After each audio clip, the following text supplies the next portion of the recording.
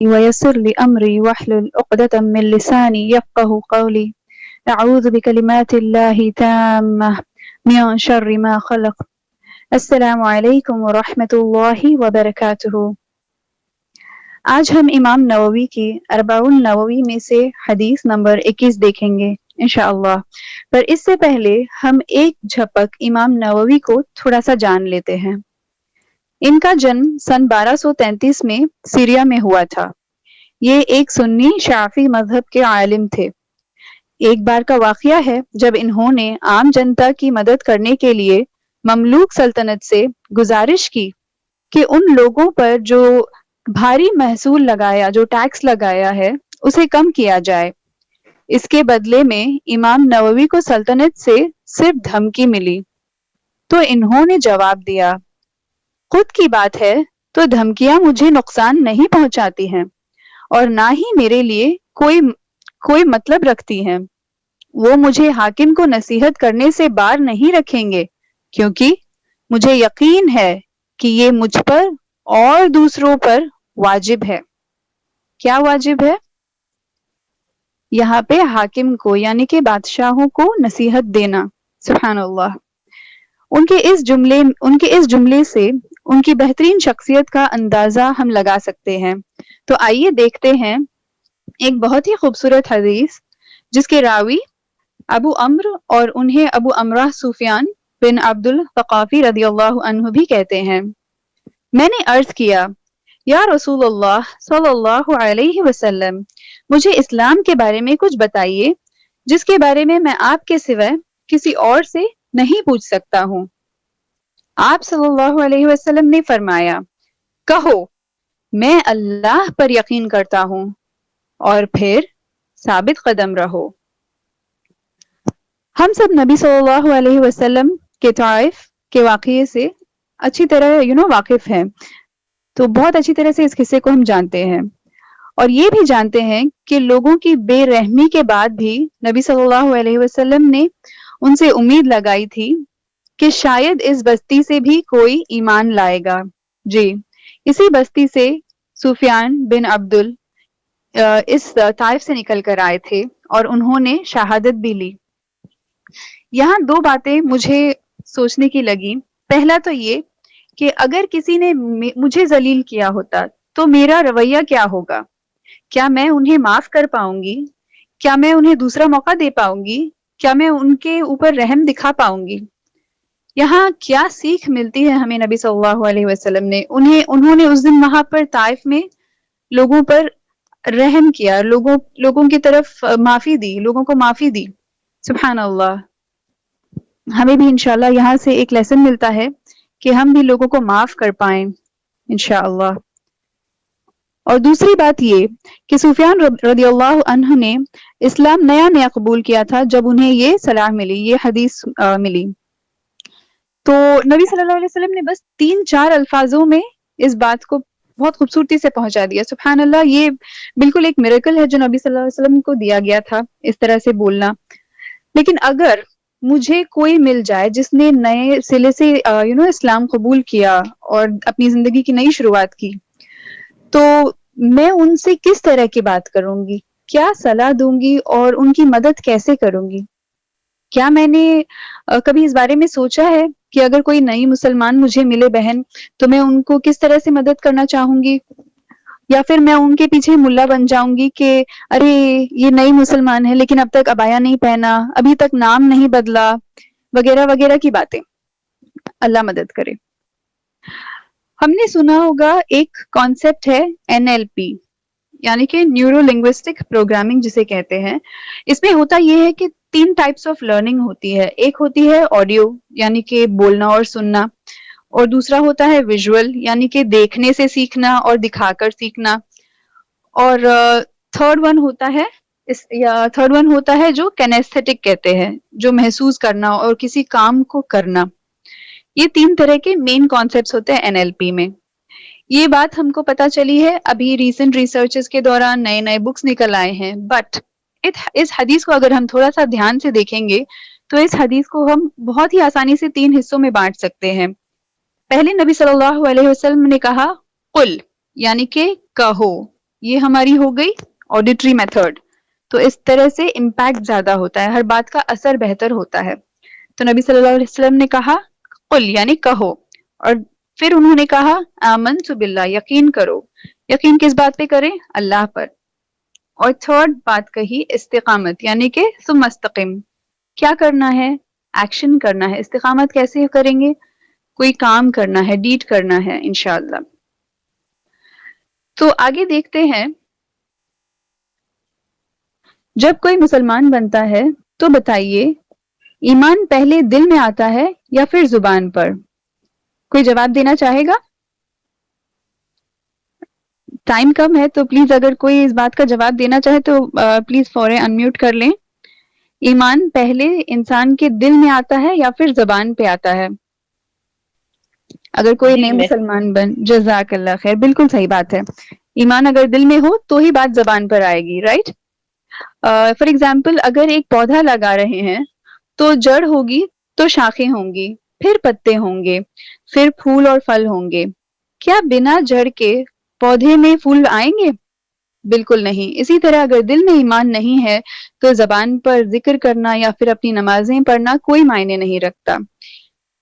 یہ چھوٹا سا ایک انیٹمی ہے ایک بلیور کا، یعنی کہ جو باڈی میں جو پارٹس ہیں وہ کس طرح سے ہم استعمال کر سکتے ہیں ایمان کے لیے، کیونکہ بات یہاں پہ ایمان کی ہو رہی ہے. تو اس میں آپ دیکھ سکتے ہیں کہ ہمارا سر جو ہے سجود کے لیے ہے، دل اور کان اچھی باتیں سننے کے لیے، قرآن سننے کے لیے، اور جو آنکھیں ہیں حرام سے بچانے کے لیے، اور جو زبان ہے صرف اچھا بولنے کے لیے. اس طرح سے ہمارے لاٹ آف باڈی پارٹس کو بیوٹیفل طرح سے انہوں نے اسپلٹ کر کے اس میں دیا ہوا ہے اس امیج میں. سبحان اللہ. تو یہ بھی ہماری مدد کر سکتا ہے انشاءاللہ ایمان پہ استقامت کرنے کی. اور ایک ایگزامپل تھا کہ آپ آج یہاں پر اس کلاس میں ہیں، کیوں ہیں؟ صرف اللہ کی محبت میں. آپ کی ہر عبادت ایمان ہے، جو دل سے کی، جو زبان سے کی، اور جو آپ نے جسم و جان سے کی، سب ایمان کے دائرے میں آتے ہیں. آپ نے ذکر کیا، آپ نے اللہ کو راضی کرنے کے لیے ذکر کیا، آپ نے صلاح کری، زکوٰۃ دی، حج عمرہ پہ چلے گئے. کیوں گئے؟ کیا ملا؟ صرف اللہ ہی کے لیے، اللہ ہی کو راضی کرنے کے لیے. ویسے پڑھنے میں یہ حدیث بہت چھوٹی ہے، it's hardly like 2 to 3 words کی ہے بس. تو اکثر ہم حدیث پڑھ کے نکل جاتے ہیں، تو مجھے لگا کہ آج ہم 1 منٹ لیتے ہیں، اور کیونکہ یہ حدیث بہت ہی چھوٹی ہے اس کو ہم سب مل کے لرن کرتے ہیں انشاءاللہ. حدیث ہے قل آمنت باللہ ثم استقم. یہاں پہ کوئی ہے جو میرے ساتھ اس کو ریپیٹ کرنا چاہے گا انمیوٹ کر کے؟ پلیز ریز یور ہینڈز اور اپنے آپ کو انمیوٹ کر لیجیے. We are just going to repeat for about 3-4 بار ریپیٹ کریں گے انشاءاللہ. ماشاءاللہ افرین. اور کوئی پلیز اپنے آپ کو انمیوٹ کر لیں. آپ انمیوٹ کر پا رہے ہیں نا؟ یس. اوکے ماشاء اللہ. وہ حدیث بھی آپ دکھائیں اسکرین پر تاکہ پڑھنے میں آسانی ہو. Okay 1 second.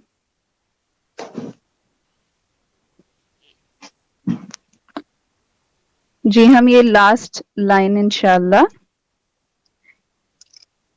قل آمنت، جو لاسٹ لائن آپ کو دکھ رہی ہے قل آمنت باللہ ثم استقم. تو میں ریپیٹ کرتی ہوں، آپ ساتھ ریپیٹ کر سکتے ہیں انشاءاللہ. قل آمنت باللہ قل آمنت آمنت باللہ باللہ ثم استقم. ثم استقم. قل آمنت باللہ قل آمنت باللہ ثم استقم. ثم استقم. قل آمنت باللہ قل آمنت باللہ ثم استقم. ثم استقم. ثم استقم. جی قل آمنت باللہ ثم استقم. قل آمنت باللہ ثم استقم. ثم استقم. جی آپ بتانا چاہیں گے ابھی؟ You can also see. جی خود سے دیکھ کے بتائیں جیسے بھی. الحمدللہ پریکٹس از واٹ اللہ loves to see. بسم اللہ. the effort. آمنت باللہ ثم استقم. ماشاء اللہ بارک اللہ. تو بس ہم کو ٹائم الحمدللہ اللہ برکت دے وقت میں، بٹ یہ چھوٹی سی حدیث ہے، اس طرح سے انشاءاللہ ہم اپنے سے تھوڑا سا ایفرٹ لگائیں گے انشاءاللہ تو اللہ اور بھی آسانی کریں گے ہمارے لیے.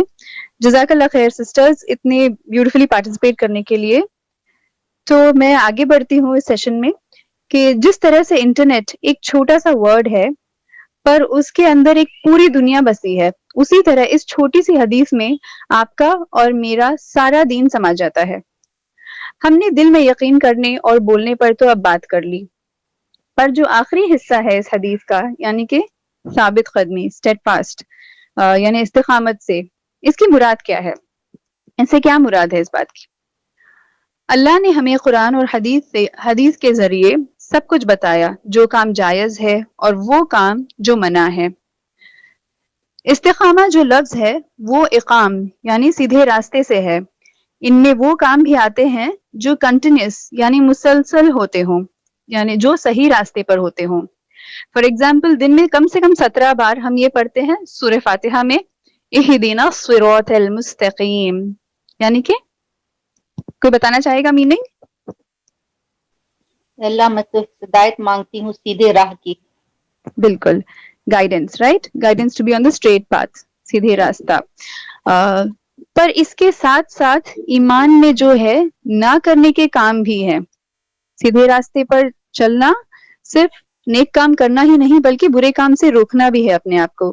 تو سورہ الصاد میں اللہ نے فرمایا اور خواہش نفس کی پیروی نہ کر کہ وہ تجھے اللہ کی راہ سے بھٹکا دے گی. جو لوگ اللہ کی راہ سے بھٹکتے ہیں یقیناً ان کے لیے سخت سزا ہے کہ وہ یوم الحساب کو بھول گئے. اللہم اجرنا من النار، اللہم اجرنا من النار، اللہم اجرنا من النار. تو نفس کی پیروی کرنا بھی عذاب پہنچا سکتا ہے ہمیں. اللہ رحم کرے، اللہ ہماری نفسوں کو نفس مطمئنہ بننے میں مدد کرے. اب اس کے علاوہ جھوٹ بولنا، غیبت کرنا، دھوکہ دینا اور اس طرح کے حرام کام کرنے سے بچنا بھی ایمان کا ایک اہم حصہ ہے. اب یہ کیسے کریں؟ ابھی ہم نماز پڑھ رہے ہیں تو کیسے نماز پڑھیں؟ صرف ایسے ویسے نام کے لیے نماز پڑھ لیے، سب نے بولا نماز پڑھو، نماز پڑھ لی، ہو گیا کام ختم؟ جی نہیں، بہترین طریقے سے ادا کرنا بہت ضروری ہے. مخلص بننا ہے ہمیں نفاق سے بچنا ہے. اب یہ تو بہت بڑی ذمہ داری ہو گئی ہے نا، اکیلے کیسے کر پائیں گے ہم اتنا بڑا کام؟ اب اتنی چھوٹی سی حدیث شروع ہوئی اور اس میں یہ سارا دین سما جا رہا ہے، کیسے کریں گے اکیلے؟ تو یاد رکھیے اللہ نے کہا ادعونی استجب لکم، call upon me I will respond to you. مجھے پکارو میں تمہاری دعائیں قبول کروں گا. سبحان اللہ. جی ہم اللہ سے دعا بھی کریں گے، اللہ سے مدد بھی مانگیں گے اور اس کے ساتھ ساتھ انشاءاللہ اپنی محنت بھی کریں گے ایمان پہ ثابت قدم رہنے کی. ایک دعا جو نبی صلی اللہ علیہ وسلم پڑھا کرتے تھے، یا مقلب القلوب ثبت قلبی علی دینک، اے دلوں کے پھیرنے والے میرے دل کو اپنے دین پر ثابت قدم فرما. اللہ ہمیں اپنے دین پر استقامت نصیب فرمائے، آمین. بارک اللہ لی ولکم. السلام علیکم ورحمۃ اللہ وبرکاتہ. جزاک اللہ خیرن. سسٹر پروین. جزاک اللہ خیر سسٹر مریم، آپ نے بہت اچھے طریقے سے حدیث ہمیں سنا ہی. اللہ تعالی ہم سب بولنے والا بنے، کل آمنت باللہ ثم استقیم میں شامل کرے. اب آگے بڑھتے ہیں دوسرے سیکشن جو ہے ہمارا سیرت النبی، جس کے لیے میں انوائٹ کرتی ہوں ہماری بہت ہی پیاری ساتھی روزی باجی کو، جو ہمیں نبی صلی اللہ علیہ وسلم کے ہجرت کے بارے میں پڑھائیں گے. I invite Rosie ma'am Baji to take up the session. نحمده ونصلي على رسوله الكريم. أعوذ بالله من الشيطان الرجيم. بسم الله الرحمن الرحيم. رب اشرح لي صدري ويسر لي أمري واحلل عقدة من لساني يفقهوا قولي. ربي زدنا علما. سبحانك لا علم لنا إلا ما علمتنا إنك أنت العليم الحكيم. اللهم فقهنا في الدين. السلام علیکم. تمام بہنوں کو سیرات کی یہ برکت والا سیشن میں تہہ دل سے ویلکم کرتی ہوں اور you are cordially invited to this session. یہاں ہمارا کوشش ہوتے ہیں कि ये जिंदगी के बाद हमारा पहला मंजिल जो है कब्र, कब्र में 3 सवालात होता है, मन रब्बू का, मन दीनू का, मन नबीयू का। तो हम ये जो सीरात कुरान हमारा तमाम जो कोशिश होता है कि हम वो सवालात को जवाब ढूंढ ले, जान ले और बताने का काबिल हो जाए। तो हमारा कोशिश यही है कि हम जान ले, हम सुने, सीखे और अमल करें कि मेरा रब अल्लाह है, मेरा दीन इस्लाम है, मोहम्मद सल्लल्लाहु अलैहि वसल्लम मेरा नबी है और मैं एक मुसलमान हूँ। कहने में सुनने में कुछ भी गलती हो तो अल्लाह माफ करे, अल्लाह हमें सही पर अमल करने का तौफीक अता फरमाए। तो इंशाल्लाह आज हम लोग हिजरत के बारे में पढ़ेंगे। अल्हम्दुलिल्लाह पिछले दिन अकाबा बायत पढ़ ली हूँ। अकाबा बायत का जो निचोड़, अकाबा बायत का निचोड़ किया था कि यासरिब का कुछ लोगों ने ईमान लाए हैं और यासरिब यानी मदीना, मदीना का जो पुराना नाम ओरिजिनल नाम है यासरिब। तो अभी हम लोग सीरत में जो जगह पर हूँ अभी भी मदीना का नाम यासरिबी है। रसूल सल्लल्लाहु अलैहि वसल्लम हिजरत करके जाने के बाद नाम मदीना हुआ। तो मोस्ट ऑफ द टाइम हम लोग यासरिब भी बताएंगे, यासरिब यानी मदीना। तो यासरिब का जो लोग ईमान लाए थे वो लोगों ने अल्लाह के रसूल सल्लल्लाहु अलैहि वसल्लम को इस तरह मक्का के पहाड़ों में चक्कर काटते, ठोकरे खाते छोड़ने के लिए बिल्कुल तैयार नहीं थे। वो लोग अपना रसूल सल्लल्लाहु अलैहि वसल्लम को और ईमान वालों को अपने पास यानी यासरिब ले जाना चाहते थे और चुस्ती सुस्ती तंगी खुशहाली हर हाल में आप सल्लल्लाहु अलैहि वसल्लम को मदद करने का वचन दिया, फिजिकली फिनेंशियली। इन शॉर्ट यही था अकाबा की बायत, है ना, यही था उसका निचोड़। तो अकाबा की बायत लास्ट क्लास में हम लोगों का हो गया। अब हालत कैसा है, मक्का का हालत अभी कैसा है? कुफर और जाहिली के लंबे चौड़े रेगिस्तान में दीन इस्लाम यासरिब में अपने एक वतन की बुनियाद रखने कामयाब हुआ। अभी इतना दिन मक्का में कुफर इनकार करने वालों ने सता रहे थे, जुल्म कर रहे थे, जाहिली कर रहे थे। अभी यासरिब में कुछ लोग ईमान लाए और रसूल सल्लल्लाहु अलैहि वसल्लम और ईमान वालों को इनवाइट कर रहे हैं। तो वहां एक नया वतन बनाने का एक बुनियाद अभी रखा गया और ये सबसे अहम कामयाबी थी जो इस्लाम ने अपनी दावत की शुरुआत से अब तक हासिल की थी। ये था most valuable gain, a great achievement ईमान वालों के लिए, इस्लाम के लिए। अब हम हिजरत पढ़ेंगे, जो हिजरत का बैकग्राउंड, पस मंजर, कैसा बैकग्राउंड में अल्लाह ने हिजरत का हुक्म देता है और हिजरत से रिलेटेड चीजें के तरफ हम नजर डालेंगे। हम लोग स्लाइड बहुत कम रखे हैं, जस्ट हम लोग सुनने में ज्यादा ध्यान देंगे। तो अल्लाह ने इंसान को भेजा, इस दुनिया में भेजा है और कुछ खुसूसियत दिया है, जैसे कि चॉइस और इख्तियार दिया है। अपना चॉइस के मुताबिक चलने का इख्तियार भी दिया है। हमारे सामने बहुत ड्रेस है, सिल्क है, कॉटन है, बहुत फाइन पतला है, नेट का है। हमारा इख्तियार है कि हम कुछ भी चूज करें और उससे हम ड्रेस अप भी करें, उस मुताबिक हम ड्रेस भी करें। यानी अल्लाह ने इंसान को चॉइस और इख्तियार दिया है, अपना चॉइस के मुताबिक चलने का इख्तियार दिया है। कमजोर इंसान ने इसका गलत इस्तेमाल करके गुमराह हो जाते हैं और अजाब का मुस्ताहिक हो जाते हैं। लेकिन अल्लाह तो इंसान को अजाब देना नहीं चाहते, अल्लाह बहुत मोहब्बत करता है इंसान से। इसीलिए जब किसी कौम ने गुमराह होते हैं तो अल्लाह ने उस कौम में डराने वाला नाजीर भेजते हैं, यानी रसूल भेजते हैं और एक अरसा तक, एक टाइम पीरियड तक लोगों को मौका दिया जाता, मोहलत दिया जाता कि वो रसूल की दावत को सुने, समझे और कबूल करे। कुछ लोग तो कबूल कर लेते हैं और ज्यादातर लोग बाप दादा की अंधी तकलीद और नफ्स की ख्वाहिशात में फंसे होते हैं और ये रसूल की दावत को रद्द कर देते हैं। बाप दादा की अंधी तकलीद किसे कहते हैं कि अब बाप दादा ने जो काम कर रहे हैं उसे ब्लाइंडली फॉलो करने को अंधी तकलीद कहते हैं।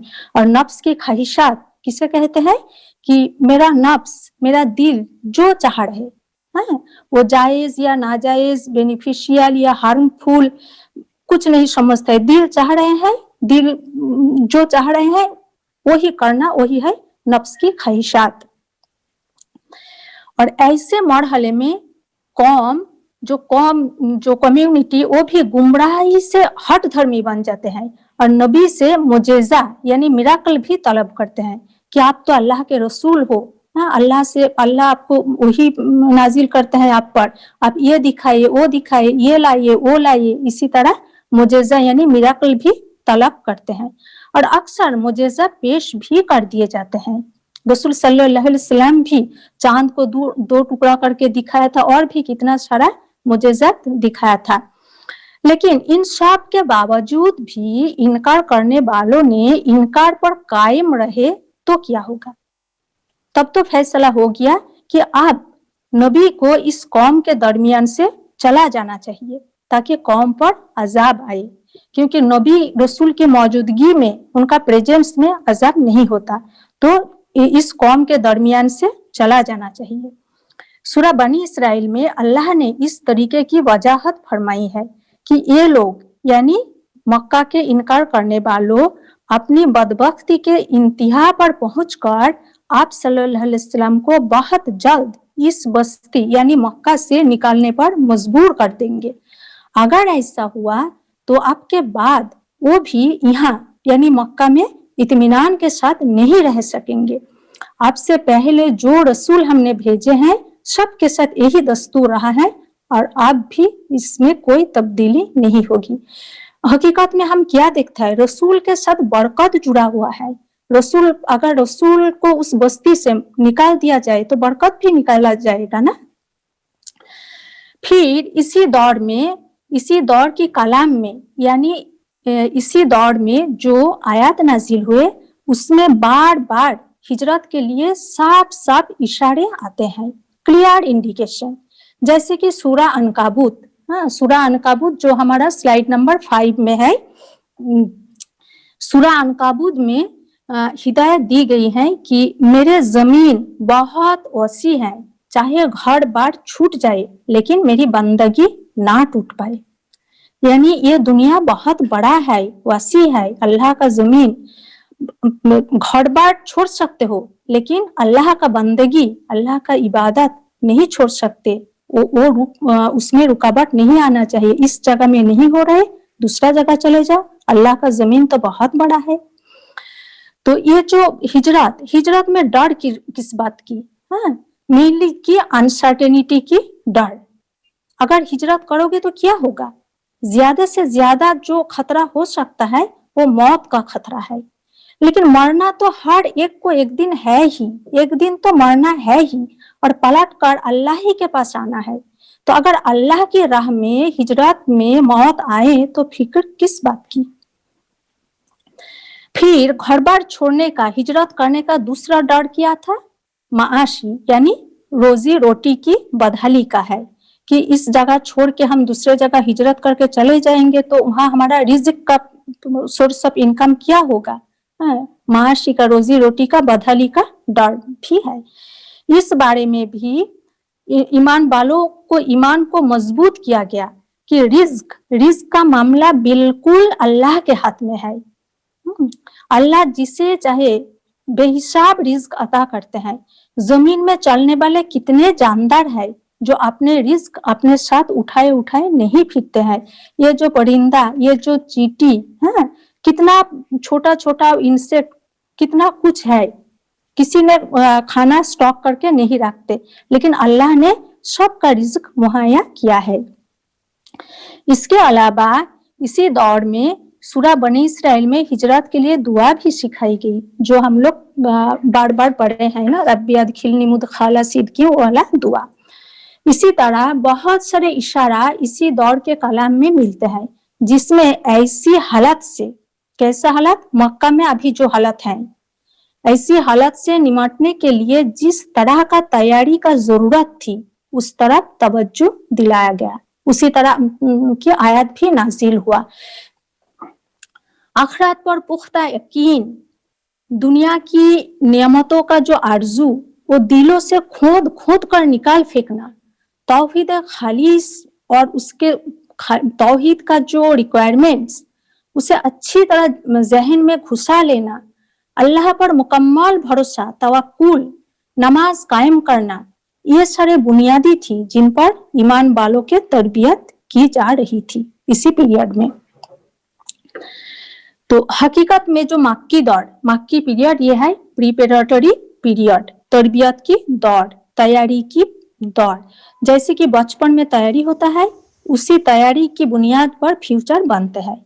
तो हम देखते हैं मक्की दौड़ में तरबियत हुआ है। हमारा मेन चीज क्या है, 3 चीज होता है ना, एक अकीदा, अखलाक, मुआमलात। अकीदा, ये 3 चीज में तमाम चीजें आ जाते हैं। अकीदा हमारा तौहीद, अल्लाह का वाहिदानियत, ये हमारा अकीदा है। और अखलाक को बुलंद किया गया, आला किया गया, सबर, अदल, एहसान, जो मक्की पीरियड में सभी ईमान वालों ने कितना बर्दाश्त किया, सबर किया, इसी तरह अखलाक को आला किया गया। और जो है मुआमलात, यानी दूसरे के साथ जो डीलिंग्स, हमारा तमाम चीजें अकीदा, अखलाक और मामलात में आ जाते हैं। तो मक्की पीरियड में ईमान वालों का तरबियत हुआ। इसी तरबियत के बुनियाद पर फिर मदनी जिंदगी में हम देखते हैं इसी का अप्लाई हुआ है, इसी की बुनियाद पर उन लोगों ने फिर आगे बढ़े हैं। अब हम देखते हैं कि हिजरत क्या है। व्हाट इज हिजरत? हिजरत क्या है? इस्लाम में जब एक जमीन पर इस्लाम पर अमल ना करने दिया जाता है तो सिर्फ अल्लाह के दीन के खातिर अपने उस वतन को छोड़कर किसी ऐसी दूसरी जगह चला जाना जहां दीन के तकाजे पूरे हो सके, उसे हिजरत कहलाता है। यानी इस्लाम में जब एक जमीन पर, एक जगह, एक कंट्री या सिटी या एक सोसाइटी समझो, उसी में इस्लाम पर अमल करना मुश्किल हो रहे हैं, हमें बुलंद आवाज से तिलावत करने में मना करता है। समझो कि हम लोग फ्लैट में रहते हैं, जो इंडिया में भी इसी तरह, तो बहुत सारे हैं जिसका फ्लैट ऐसा ही इलाका में या ऐसा सोसाइटी में है कि आसपास में और अपना कौम का लोग नहीं है, कि नमाज पढ़ने में, अपना ड्रेस लिबास में मुश्किल होता है, बुलंद आवाज से तिलावत करना। फिर हम कहते भी है कि अरे हमारा आसपास में कोई नहीं है तो हमारे लिए मुश्किल होता है। तो ऐसा सिचुएशन में जब हमारा अपना दीन पर अमल करना, दूसरों को दावत देना, फिर हम जो अमल करते हैं वो शो भी होना चाहिए, हमें देख के मालूम होना चाहिए कि हम ईमान वाले हैं। अगर हमारा सोसाइटी में जहां हम रहते हैं, जहां हमारा फ्लैट है, अगर वहां जब हम बाहर निकले तो हमें दूसरा ड्रेसअप होके निकलना पड़ता, तो भी ये गलत है। ऐसा हालत में उस जगह को छोड़ के, वो इलाका छोड़ के, जिस जगह में हम अपना दीन पर अमल कर सकते और हमें देख के पता भी चले कि हम किस दीन का हूँ, हम दूसरे को दावत भी कर सकते, ऐसा जिस जगह पर है वहां चले जाना। और ये किस लिए हम जा रहे हैं? जो हिजरत का डेफिनेशन इसी में है कि वो हम जा रहे हैं सिर्फ अपना दीन बचाने के लिए, दीन पर चलने के लिए। ऐसा नहीं कि ये फ्लैट छोटा है या इसमें सनलाइट नहीं आते इसीलिए हम शिप दूसरा जगह जा रहे हैं, वो हिजरत नहीं होगा।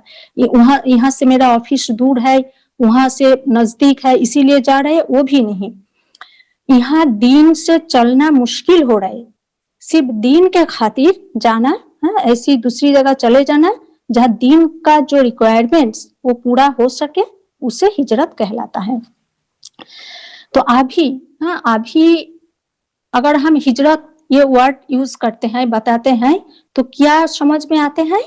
अभी तो बिल्कुल स्ट्रेट यही समझ में आते हैं कि रसूल सल्लल्लाहु अलैहि वसल्लम, मोहम्मद सल्लल्लाहु अलैहि वसल्लम ने जो मक्का से मदीना में हिजरत किया था वही हिजरत।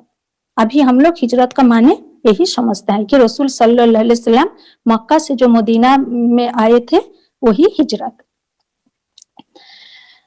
तो हम जो मुल्क में रहते हैं, जो कंट्री में, जो जगह में हम रहते हैं, अल्हम्दुलिल्लाह वहाँ दीन पर चलने का आजादी है। हम में से बहुत कम बहन है जिसे दीन पर चलना मुश्किल होता है। हम नहीं जानते हैं कि अगर दीन से रोका जाए, दीन से अगर रोका जाए, अगर दीन पर ना चल पाए तो उसका तकलीफ, उसका घुटन कितना ज्यादा है, किस तरह का है, उसका कोई आइडिया हमारा नहीं है, क्योंकि हम सब अपना दीन पर चल सकते हैं, वो आजादी हमें है। लेकिन मक्का के ईमान वालों उसी टाइम इसी तरह के घुटन के साथ रह रहे थे। वो लोग नमाज पढ़ते थे, कहाँ? पहाड़ के अंदर जाके छुप छुप कर नमाज पढ़ते थे तो रोका जाता था, मार पीट किया जाता था, हमेशा धमकाया जाता था। जो हम सूरा में भी पढ़ते हैं ना, सूरा अलग का आयत ही है ना, अराइता लाजी यनहा अब्दन इजा सल्ला, जब नमाज पढ़ते हैं तो रोकते हैं, मारपीट करते हैं, हमेशा धमकी देते हैं। तो इसी तरह वो लोग घुटन के साथ रह रहे थे।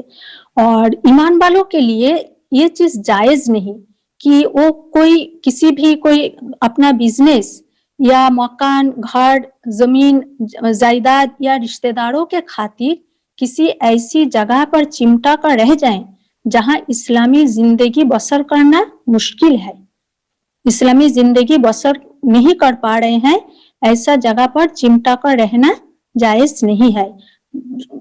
हो सकता है वहां उसका बिजनेस है, रिश्तेदार हैं, अपना मकान है, जमीन जायदाद है, बट ईमान पर नहीं चल पा रहे हैं, तो ऐसा जगह पर चिमटा कर रहना जायज नहीं है।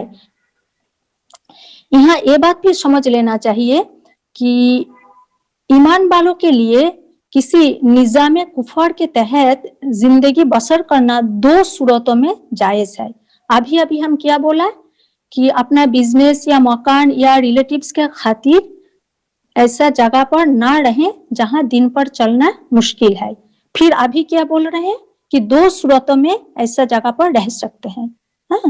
कैसे सूरतों में, कैसे सिचुएशन में? नंबर 1 कि अगर इरादा हो कि उस जगह में, उस सरजमीन में इस्लाम का जानकारी हम फैलाएंगे, लोगों को इस्लाम का सही पैगाम पहुंचाएंगे ताकि लोग इनकार छोड़ के ईमान अपनाएं, ईमान कबूल करें, जिस तरह उसी वक्त ईमान वालों ने मक्का में कर रहे थे। मक्का में चिमटा कर रह रहे थे, तकलीफ के साथ दावत देने के लिए, लोगों को हक के तरफ बुलाने के लिए, अल्लाह का पैगाम रसूल के जरिए पहुंचाने के लिए वो लोग तकलीफ बर्दाश्त करके वो लोग रह रहे थे। तो उनका इरादा क्या था कि इस्लाम का जानकारी फैलाने के लिए। तो ऐसा सूरत में, ऐसा सिचुएशन में रह सकता है निजाम कुफर में कि इरादा है हम उस जगह में इस्लाम का जानकारी फैलाएंगे, लोगों को इस्लाम का पैगाम सिखाएंगे, समझाएंगे, पहुंचाएंगे। इसीलिए दूसरा सूरत क्या है कि वहां से निकालने का कोई राह पता ना हो, वहां से जाने का कोई जगह ही नहीं हो, जाने का कोई मतलब सिचुएशन ही नहीं हो, इसी हाल में भी निजाम कुफर में रहना जायज है। अदरवाइज जहां दीन पर चलने का आजादी नहीं है, वो जगह छोड़कर हमें दूसरा जगह चले जाना चाहिए जहां दीन पर चलने का आजादी है। तो यहाँ ये चीज भी हमें याद रखने का जरूरत है कि हिजरत के लिए किसी दारुल इस्लाम का मौजूद होना शर्त नहीं है, ये कंडीशन नहीं है कि हम इस जगह छोड़ के यहाँ दीन पर चलना मुश्किल हो रहे तो हम हिजरत करके जाएंगे दूसरा जगह। तो वो जगह भी दारुल इस्लाम हो, वहाँ का जो अथॉरिटी, जो गवर्नमेंट है वो भी इस्लाम के अंडर इस्लाम हो, ऐसा होना शर्त नहीं है, ये कंडीशन नहीं है। इस्लामी अहकामात पर चलना, इस्लामी जिंदगी बसर करना, इस्लाम पर जिंदगी जीना, ये जरूरी है। हम जो गवर्नमेंट के अंदर, जो बादशाही के अंदर रह रहे हैं, वो इस्लाम, दारुल इस्लाम नहीं हो सकते। हम हिजरत कर सकते हैं। हमारे लिए जरूरी क्या है कि हम खुद खुद दीन इस्लाम पर चले और दूसरों को दावत भी दे सकते हैं, ये जरूरी है। इसीलिए हम देखा कि पहला जो हिजरत हुआ था कब, 5 नबवी में, कहाँ हुआ था? हबशा में। पहला हिजरत हुआ था हबशा में, जबकि हबशा दारुल इस्लाम नहीं था। वहां का बादशाह नाजाशी किया था, नसारा था। लेकिन बादशाह नाजाशी ने ईमान वालों को ईमान के साथ इस्लामी जिंदगी जीने का आजादी दिया था। हबशा का बादशाह नाजाशी ईमान वालों को ईमान के साथ इस्लामी जिंदगी जीने का आजादी दिया था, और ये इम्पोर्टेंट है। तो ईमान वालों के लिए हर चीज के बचाने से ज्यादा दीन को बचाने का अहमियत है। दीन को, अपना ईमान को हर हाल में बचाना है। इसमें कोई कॉम्प्रोमाइज नहीं, कोई नुकसान का डर भी डरने का नहीं। दीन सबसे अहम चीज है। फिर हम ये भी देखा कि हिजरत ऐसा नहीं कि थोड़ा सा कुछ मुश्किल हुआ और हम दूसरा जगह चले गए। हिजरत के लिए जुल्म होना भी जरूरी है। अगर जुल्म हो रहे हैं, हम नमाज पढ़ रहे हैं, कुरान तिलावत हो रहे हैं, हर चीजें जो भी हमारा और भी चीजें हैं, इस्लामी लाइफ स्टाइल हम जी रहे हैं, कोई मुश्किल नहीं, तो तब भी हम दूसरा जगह शिफ्ट किए तो हिजरत नहीं। अगर जुल्म हुआ, हमें इस्लामी जिंदगी जीने में जुल्म हुआ, उसके बाद हिजरत होना है। फिर जुल्म होते ही हम तुरंत छोड़ के चले गए, ये भी ठीक नहीं। पहले हम कोशिश करें उसी जगह में रहने का, और अपना दीन के साथ रहने का कोशिश करें। क्यों? क्योंकि देखो, हम और आप, हो सकता है हमारे लिए हिजरत करके दूसरे जगह चले जाना इजी है, बट सोसाइटी में या वहाँ जो एक कमजोर तबका भी रहते हैं, एक कमजोर एक पोर्शन रहता है हमेशा पॉपुलेशन का, जो कि कमजोर होता है। अगर जो लोग एस्टेब्लिश्ड है, जो लोग पावरफुल है, वो लोग हिजरत करके चले गए, तो इन लोगों का क्या होगा? इन लोग तो दबे जाएंगे, इन लोगों का बहुत आसानी से दबा दिया जाएगा। तो इसीलिए पहले कोशिश किया जाए कि उसी जगह में दीन के साथ जीने की। लेकिन किसी हाल में वो हक छीना गया, जुल्म किया गया, तब ना हिजरत करके दूसरे जगह चले जाए। ऐसा नहीं कि हम दूसरे का दीन में रंग जाए, अपना छोड़ दे, ऐसा नहीं। दीन को बचा के तब दूसरा जगह शिफ्ट करें। तो अभी हम देखते हैं कुरान की रोशनी में हिजरत का फजीलत क्या है। कुरान की रोशनी में हिजरत का जो फजीलत, हिजरत इन कुरान में कोई सारे सूरा में कोई सारे आयत है जिसमें हिजरत का फजीलत के बारे में बयान हुए हैं। मोस्टली जो हिजरत रिलेटेड आयत है, इसमें 3 तरह का चीज का बयान हुए हैं। नंबर 1, हिजरत का फजीलत के बारे में आयत है, जो हिजरत का क्या फजीलत। नंबर 2, कि हिजरत करने वालों को दुनिया और आखिरत दोनों जगह में बरकत मिलेगा। और नंबर 3 क्या है कि हिजरत नहीं करने का जो सजा। हिजरत रिलेटेड जो आयत कुरान में है अलग अलग सूरा में, तो उसमें मेन चीज क्या है? ये 3 है। एक है हिजरत का फजीलत, दूसरा है दुनिया आखिरत में बरकत, और तीसरा है नहीं करने का जो सजा। तो कुरान में हम एक देखते हैं फजीलत के बारे में अल्लाह ने क्या फरमाया। सूरा अनफाल आयत नंबर 74 में अल्लाह ने हिजरत के फजीलत के बारे में फरमाया कि जो लोग ईमान लाए और उन्होंने हिजरत की और जिहाद किया अल्लाह के रास्ते में, और जिन लोगों ने ठिकाना दिया और मदद की, वही लोग सच्चे मोमिन, उनके लिए बख्शिश और इज्जत की रोजी। यानी जो लोग ईमान लाए और हिजरत की, तो उन्हीं लोगों को सच्चे मोमिन कहा गया, और उनके लिए बख्शिश है, जो कि मगफिरत। हम हमेशा हमारा दुआ में हमेशा अल्लाह हमें बख्श दीजिए। हम जितने बार नमाज पढ़ते हैं, नमाज के अलावा भी हम चलते फिरते जो दुआ मांगते हैं, अल्लाह हमें बख्श दीजिए, तो वो हिजरत करने वालों को बख्शिश मिल जाएंगे और इज्जत का रिज्क भी। सुभान अल्लाह, ये अनफल का आयत में है। सूरह निसा आयत नंबर 100 में भी बहुत अच्छा से अल्लाह ने हिजरत का फजीलत के बारे में बयान किया है, और भी सूरह तौबा में है, सूरह नहल में भी है। हम लोग इंशाल्लाह जब पूरा कुरान पढ़ेंगे तो फिर हिजरत का फजीलत तब सूरह में देखेंगे।